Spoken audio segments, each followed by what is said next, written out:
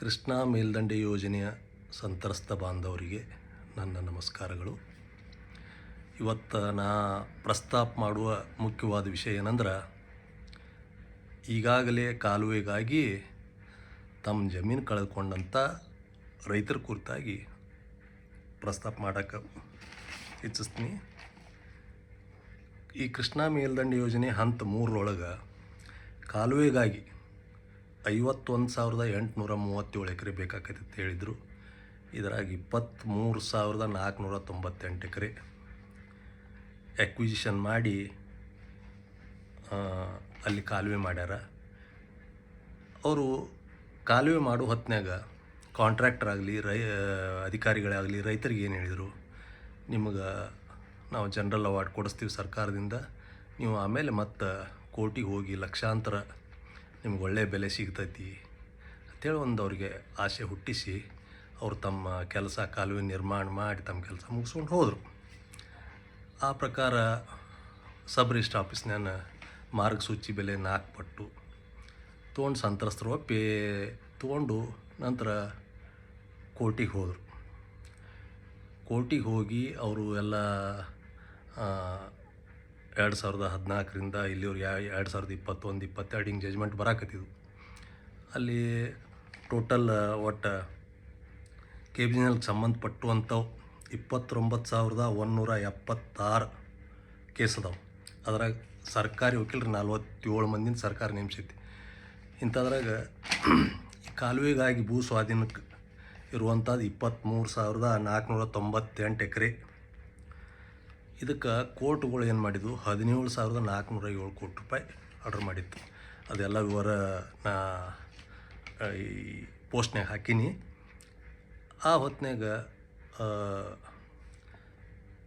ನಾವು ಮುಳುಗಡೆ ಸಂತ್ರಸ್ತರು ನಮ್ಮದು ಹಂಗೆ ಮುಂದೆ ಹಾಕೋತ ಬಂದಿರತ್ತೇಳಿ ನಾವು 2024 ಡಿಸೆಂಬರ್ನಾಗ ಒಂದು ಬಾಲ್ಕೋಟೆಗೆ ಹೋರಾಟ ಮಾಡಿದ್ವಿ. ಆ ಟೈಮ್ನಾಗ ಬೆಳಗಾವಿಯ ಚಳಿಗಾಲ ಅಧಿವೇಶನದಾಗ ನಮ್ಮ ಸಂತ್ರಸ್ತರ ಮುಖಂಡರನ್ನ, ಜನಪ್ರತಿನಿಧಿಗಳನ್ನ, ಸಚಿವರು, ಶಾಸಕರು ಎಲ್ಲರನ್ನೂ ಕರೆದು ಮುಖ್ಯಮಂತ್ರಿಗಳು ಮೀಟಿಂಗ್ ಮಾಡಿ ನಿಮ್ಮ ಭರವಸೆ ಈಡೇರಿಸ್ತೀವಪ್ಪ ಅಂತೇಳಿ 16/12/2024 ಹೇಳಿದರು. ಹೇಳಿದಂಥವ್ರು ಆಗಸ್ಟ್ 26 ಮಟ್ಟ ಏನೂ ಮಾಡಿದ್ದಿಲ್ಲ.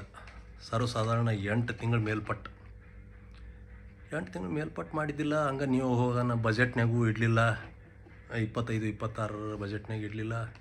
ಮುಂದಿದ್ದು ಏನಪ್ಪ ಏನಾಯ್ತು ಅಂದ್ರಾಗ ಇವು ಎಲ್ಲ ಕೋರ್ಟದ ಆದೇಶ ಬಂದಿದ್ದಿಲ್ಲ. ಒಟ್ಟು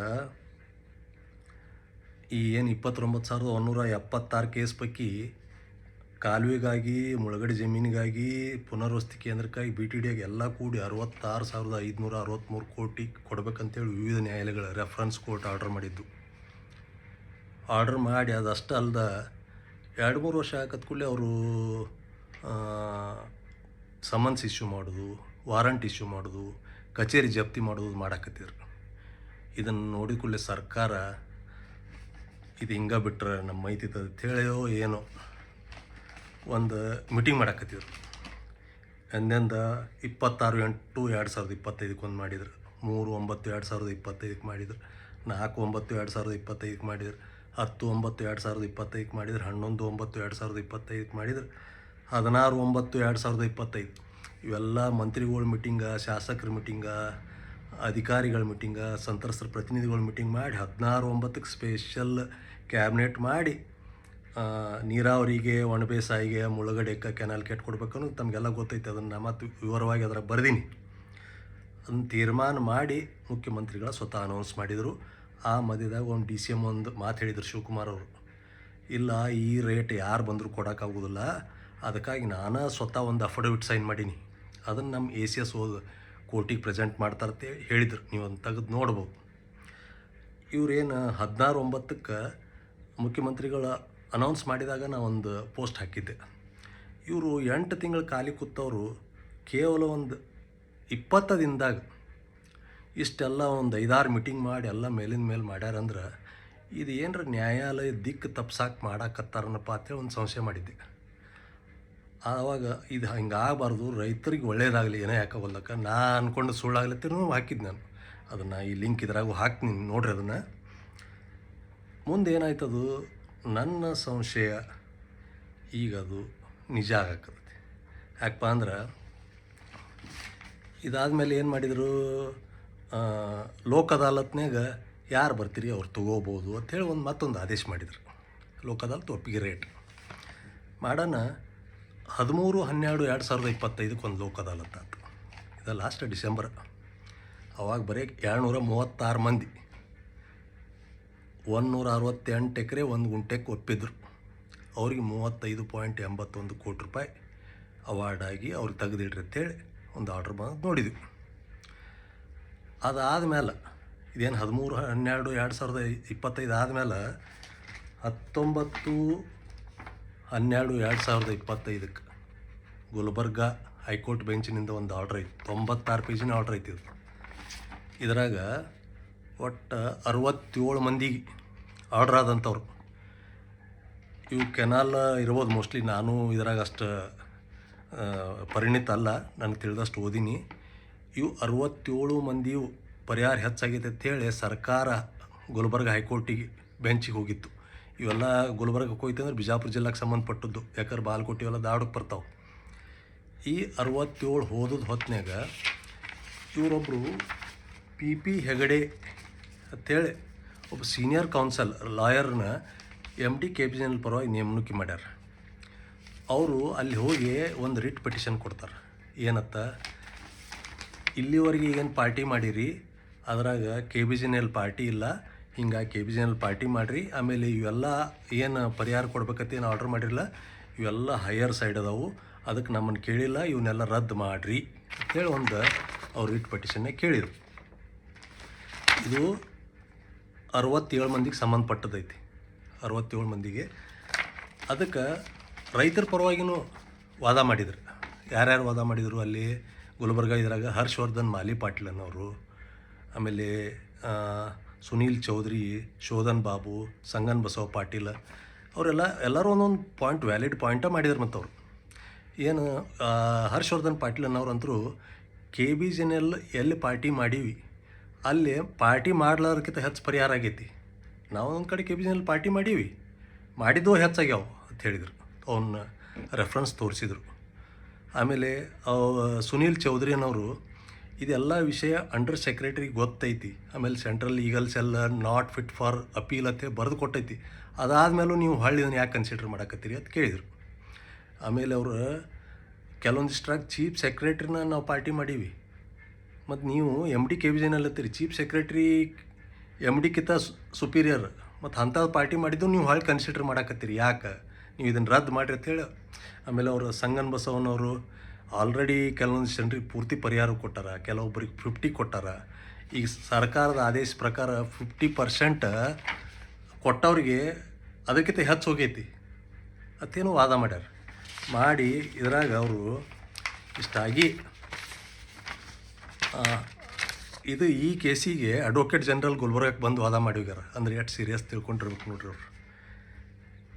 ಇಲ್ಲಿ ನಮ್ಮದು ಏನು ಅಕ್ಟೋಬರ್ 9, 2025 ಸರ್ಕಾರದ ಆರ್ಡ್ರ್ ಆಗಿತ್ತಲ್ಲ, ಅದನ್ನು ಯಥಾವತ್ತು ಹಾಕ್ಯಾರ ನೋಡ್ರಿ. ಇಲ್ಲಿ ಹಾಕಿ ಇಲ್ಲಿ ನೋಡಿ ಕನ್ನಡದಾಗ ರೀ, ಇದು ಆದೇಶದಾಗಿದ್ದದ್ದು ಅಂದ್ರೇನು, ಕಾಲುವೆಗಾಗಿ ಒಣಬೇಸಾಯಿಗೆ 25, ನೀರಾವರಿಗಾಗಿ 30, ಮುಳುಗಡೆ ಆಗುವಂಥ ಜಮೀನಿಗೆ ನೀರಾವರಿಗೆ 40, ಒಣಬೇಸಾಯಿಗೆ 30 ಹೋಗ್ಬೇಕಂತ ಏನೈತಲ್ಲ ಅದನ್ನು ಹಾಕಿ ಇದರೊಳಗೆ ಲೋಕ್ ಅದಾಲತ್ ಮತ್ತು ಮೆಡಿಯೇಷನ್ ಮೂಲಕ, ಅಂದ್ರೆ ಮಧ್ಯಂತರ ಮಧ್ಯವರ್ತಿ ಏನಂತೀರಿ ನೀವು, ಮೆಡಿಯೇಷನ್ ಮೂಲಕ ನ್ಯಾಯಾಲಯದ ಪ್ರಕರಣಗಳು ಇತ್ಯರ್ಥ ಮಾಡಬೇಕು ಅಂತ ಹಿಂಗೆಲ್ಲ ಹಾಕಿ ಆರ್ಡ್ರ್ ಮಾಡಿದ್ದಕ್ಕೆ ಇದು ಹೊಳ್ಳಿ ಎಲ್ಲ ಏನು ಇದಕ್ಕೆ ನಿಮ್ಗೆ ಹೇಳ್ಬೇಕಂದ್ರೆ ಬಿಜಾಪುರ ಬಾಜು ಯಾವ್ಯಾವು ಕಸಬಾ ಬಿಜಾಪುರ, ಮದಬಾವಿ, ಬುರಾಣ್ಪುರ, ಅಲಿಯಾಬಾಗ, ಭೂತ್ನಾಳ, ಹಂಚನಾಳ, ಐನಾಪುರ ಇವೆಲ್ಲ ಅಲ್ಲಿ ಹೋಗಿ ಲೇಔಟ್ ಹತ್ಯಾವ. ಎನೇ ಪೊಟೆನ್ಷಿಯಲ್ ಲ್ಯಾಂಡ್ ಇವೆಲ್ಲ ಒಂದೊಂದು ಕಡೆ 1,80,00,000, 90,00,000, 2 ಕೋಟಿ 3 ಕೋಟಿ ಆರ್ಡ್ರ್ ಆಗ್ಯಾವ. ಅಂಥ ರೈತರ ಸಹಿತ ಇದು ಏನೋ ಇದು ಆಕೈತಿ ಪಾತಿ. ಮತ್ತು ಸಾಲ ಅಂತೂ ಬೆಣ್ಣು ಹತ್ತಿರ್ತೈತಿ ರೈತರ ಅಂದಮೇಲೆ. ಅವರೆಲ್ಲ 25-30 ಲಕ್ಷಕ್ಕೆ ತಯಾರಾಗಿ 19ರ ಆರ್ಡ್ರ್ ನೋಡಿ ಗಾಬು ಬಿದ್ದು 24 ನಿನ್ನೆ ಲೋಕ್ ಅದಾಲತ್ನಾಗ 1300 ಆಗ್ಯಾವತ್ತು ಒಂದು ವಾರದಿಂದ ಹೇಳಿದರು. ಈ ಒಂದು 1500ರ ಲೋಕ್ ಅದಾಲತ್ಗೆ ಯಾವ ಮತ್ತು 10, 5 ಗುಂಟೆ ಅಲ್ಲ, 6, 8 ಎಕರೆದವ್ರು ಸಹಿತ 2 ಕೋಟಿ ಆದವ್ರು ಸಹಿತ 25-30 ಲಕ್ಷಕ್ಕೆ ತೊಗೊಳಕ್ಕೆ ಒಪ್ಪ್ಯಾರ. ಸರ್ಕಾರ ಉದ್ದೇಶಪೂರ್ವಕವಾಗಿ ಸಂತ್ರಸ್ತರಿಗೆ ಈ ರೀತಿ ತೊಂದರೆ ಮಾಡಾಕತ್ತೈತೆ ಅಂಥೇಳಿ ನನಗೆ ಅನ್ಸಕತ್ತೈತಿ. ಆಮೇಲೆ ಇದೇನು ವಿಷಯದಾಗ ಒಂದು ಕೆನಾಲ್ದು ಈಗ 10-12 ವರ್ಷದಿಂದ ಅಡ್ಡುವಾಗ ಜನರಲ್ ಅವಾರ್ಡ್ ಕೊಡೋ ಬದಲಿ 2010ರಾಗ NTPC ಕೂಡಿಗೆಗೆ ನೀರಾವರಿಗೆ 10 ಲಕ್ಷ, ಒಣಬೇಸಾಗಿ 8 ಲಕ್ಷ ಕೊಟ್ಟಿದ್ದರು. ಅದಾದಮೇಲೆ 3-4 ವರ್ಷಕ್ಕೆ ಇದನ್ನು ಕೈಗೆ ಎತ್ಕೊಂಡ್ರೆ 12ರಿಂದ 15 ಲಕ್ಷ ರೂಪಾಯಿ ಕೊಟ್ಟಿದ್ರೆ ಒಪ್ಪಿಗೆ ಪತ್ರ ಕೊಡ್ತಿದ್ರು. ಆವಾಗ ಅವ್ರಿಗೆ 1 ಎಕರೆ ಸಿಗ್ತಿತ್ತು. ಈಗ ಅವಾಗ ಮಾರ್ಗಸೂಚಿ ಬೆಲೆ ಪ್ರಕಾರ 3-3.5 ಲಕ್ಷ ರೂಪಾಯಿ ಕೊಟ್ಟಿರಿ, ಅವನ್ನ ಹಾಗೆ ಮಾಡ್ಯಾರ. ಮತ್ತೀಗ ಹೊಳ್ಳೆ 40-50 ಲಕ್ಷ ಆದಂಥದ್ದು ಹೊಳ್ಳೆ ವಾಪಸ್ ತರಿಸಿ ನೀವು 25 ತೊಗೊಂಡ್ರೆ 25ರಾಗ ಮತ್ತು ಅದನ್ನು ಮುರಿಯವ್ರು. ಮೋಸ್ಟ್ಲಿ ನನಗೆ ಪೂರ ಐಡಿಯಾ ಇಲ್ಲ. ಮುರಿದು ಕೈಗೆ ಒಂದು 20 ಲಕ್ಷ ಎತ್ತವು. ಅದ್ರಾಗ ವಕೀಲರು ಫೀ ಕೊಡಬೇಕು. ಮತ್ತು ಇಲ್ಲಿವರೆಗೆ ಅವ್ರು ಜಮೀನು ಕಳ್ಕೊಂಡಿರ್ತಾರೆ. ಅವ್ರು ಮಾಡಿದ ಸಾಲ, ಸಮುದ, ಬಾಳೆಕ್ಕೆ, ಸಾಲಿಗೆ, ಆರೋಗ್ಯಕ್ಕೆ, ಕಾರ್ಯಕ್ರಮ ಇಂಥವೆಲ್ಲ ಹೋಗ್ಬೇಕಲ್ಲ. ಏನು ರೈತರು ಸಾಯಬೇಕು, ಬದುಕಬೇಕು. ಮತ್ತು ಈಗ ಇದೇ ಟೈಮ್ನಾಗ ಮತ್ತೇನತ್ತಾರ, ಬೆಂಗಳೂರಾಗ ಫೆರಿಫರಲ್ ರೋಡಿಗೆ 16 ಕೋಟಿ ರೂಪಾಯಿ ಪರ್ ಎಕರೆ ಕೊಡಾಕ್ತಾ ಇರ್ದಾರ. ನಾವು 16 ಕೋಟಿ ಏನು ಕೇಳೋದಿಲ್ಲ ರೀ. ಏನು ನ್ಯಾಯಯುತೈತೆ ಅದನ್ನು ಕೊಡ್ರಲ್ಲ. ಆಗ ಕೆನಾಲ್ ಹಡ್ಡಾಗನ ಒಂದು 15 ಲಕ್ಷ ಕೊಟ್ಟಿದ್ದಾರೆ. ಇದು ಯಾಕೆ ಹಿಂಗೆ ಪರಿಸ್ಥಿತಿ ಬರ್ತೈತಿ? ಈಗ 10 ವರ್ಷ ಬಿಟ್ಟು 2-2 ಕೋಟಿ, 1 ಕೋಟಿ ಆರ್ಡ್ರ್ ಆದವ್ರು ನೀವು 30 ಲಕ್ಷ ತಗೋರಿ ಅದಂದ್ರೆ ಹೆಂಗೆ ಸಾಧ್ಯೈತಿ? ವಿಚಾರ ಮಾಡ್ಬೇಕಲ್ಲ. ಮತ್ತು ಹೀಗಾಗಿ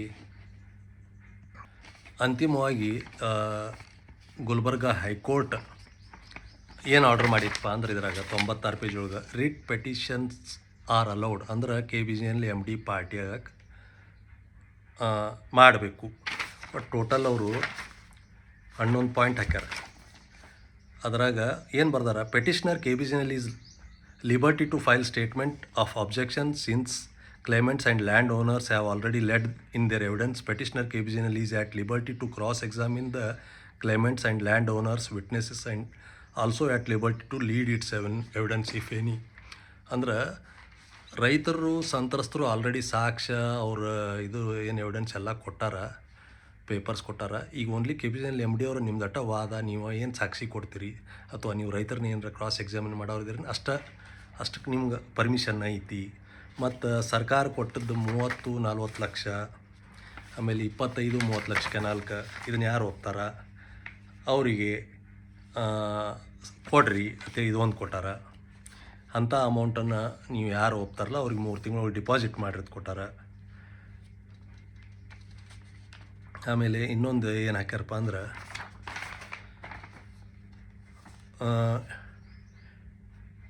it is made clear in the event of petitioner KBJNL not depositing the amount towards tentative compensation as above, the impugned reference order shall stand revived. ಅಂದ್ರೆ 1 ವರ್ಷದಾಗ ಇವು ಕೇಸ್ ಎಲ್ಲ ಇದನ್ನು ಬಗೆಹರಿಸುತ್ತೆ ಹೇಳ್ಯಾರ. 1 ವರ್ಷದಾಗ ನೀವು ಬಗೆಹರಿಸಲಿಲ್ಲ ಅಂದ್ರೆ ನಿಮ್ಮ ಹಿಂದಿನೂ ಎಲ್ಲ ಆರ್ಡ್ರ್ ಮತ್ತು ಚಾಲ್ತಿ ಒಳಗೆ ಬರ್ತಾವೆ ಅಂತ ಹೇಳ್ಯಾರ. ಇದೆಲ್ಲ ಲೆಕ್ಕ ಮಾಡೋಕ್ಕಾಗಲಿ ಈ ಹೊಸ ರೇಟ್ ಹಿಡಿದು ಈ ಕಾಲುವೆಗೆ, ಮುಳುಗಡೆಗೆ, ಪುನರ್ವಸತಿ BTD ಕೇಂದ್ರಕ್ಕೆ 66,563 ಕೋಟಿ ಆಗೋದು ಹೋಗಿ 9,423 ಕೋಟಿ ಆಕೈತಿ. ಈ ವರ್ಷ ಏನಾರ 18,000 ಕೋಟಿ ಇಟ್ಟರು 1 ವರ್ಷದಾಗಿ ಎಲ್ಲ ನಿಕಾಲಿ ಮಾಡಂದ್ರೆ 9,400 ಅಲ್ಲೇ ಹೋಗ್ತೈತಿ. ಮತ್ತು ಅವ್ರನ್ನೂ ಕಲಾಸು ಮಾಡ್ತಾರೆ. ಆಮೇಲೆ ಮುಳುಗಡೆ ಸಂತ್ರಸ್ತರಿಗೂ ಏನು ಮುಟ್ಟಂಗಿಲ್ಲ. ಆಮೇಲೆ ಮತ್ತೇನತ್ತಾರ,